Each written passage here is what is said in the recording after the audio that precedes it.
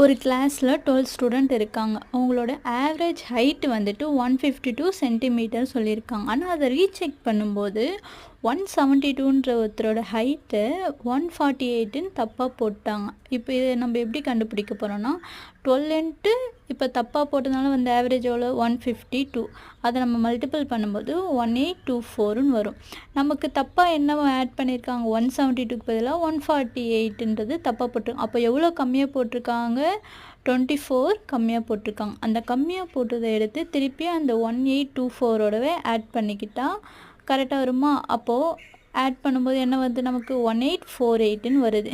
இப்போது அந்த 12 ஸ்டூடெண்ட்டோட நம்ம டிவைட் பண்ணிக்கிட்டால் போதும். அப்போது 1 12s are 12, balance 6, 5s are 60, balance 4, 48. அப்போது ஆன்சர் என்னது 154ன்றதா ரியல் ஆவரேஜ்.